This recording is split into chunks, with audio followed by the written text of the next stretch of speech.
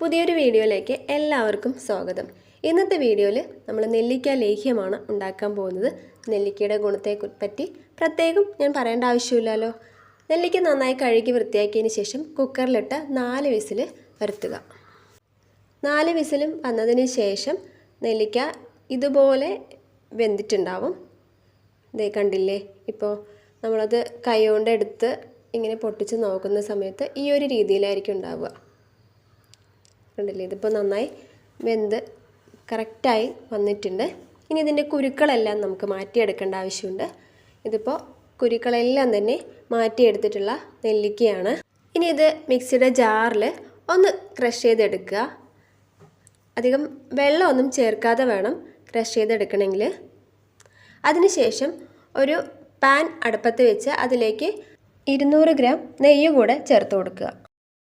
ഈ നെല്ലിക്കയും കൂടെ അതിലേക്ക് കൊട്ടുക. ഞാൻ ആ ഒരു വീഡിയോ എടുക്കാൻ വിട്ടുപോയി കേട്ടോ.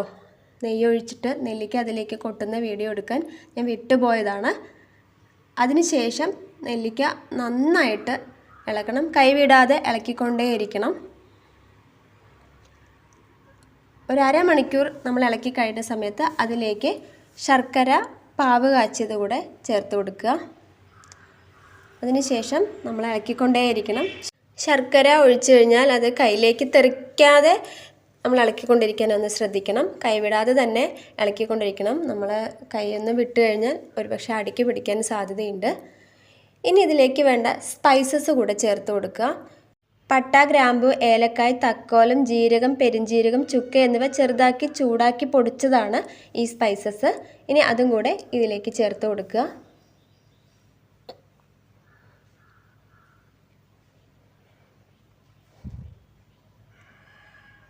അതിനുശേഷം നന്നായിട്ട് ഇളക്കുക. കൈവിടാതെ തന്നെ ഇളക്കി കട്ടയാവുന്നത് വരെ ഇളക്കിക്കൊണ്ടേയിരിക്കണം.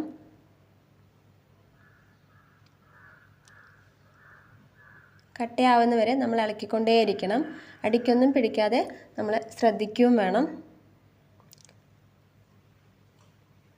കണ്ടില്ലേ, എല്ലാം കഴിഞ്ഞ് നമ്മൾ ഇളക്കി കട്ടയാവുന്ന സമയത്ത് ഈ ഒരു രീതിയിലായിരിക്കും ഉണ്ടാവുക. ഇത് കണ്ടില്ലേ, നല്ല രീതിയിൽ ടൈറ്റായിട്ടുണ്ട്. കണ്ടില്ലേ, ഒരു സ്പൂണ് വെച്ചൊന്നും നമുക്കിങ്ങനെ പെട്ടെന്ന് എടുക്കുക എന്ന് വെച്ചാൽ പെട്ടെന്ന് കിട്ടില്ല. നല്ല കട്ടയായിട്ടുള്ള ലേഹ്യമാണത്. കണ്ടില്ലേ, നല്ല കട്ടിയായിട്ടുള്ള ഈ ഒരു രീതിയിലുള്ള ലേഹ്യം വർഷങ്ങളോളം ഇരുന്നാലും ഒരു കേടും ഉണ്ടാവില്ല. ശരീരത്തിന് ഒരുപാട് ഗുണങ്ങളുള്ള ഒരു ലേഹ്യമാണ്.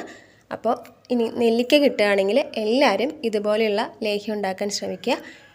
ഇതിപ്പോൾ ഞാൻ ബോട്ടലിലും അതുപോലെ കുഞ്ഞു കുഞ്ഞു ബോക്സുകളിലൊക്കെ ആക്കി വെച്ചിട്ടുള്ള ലേഹ്യമാണ്.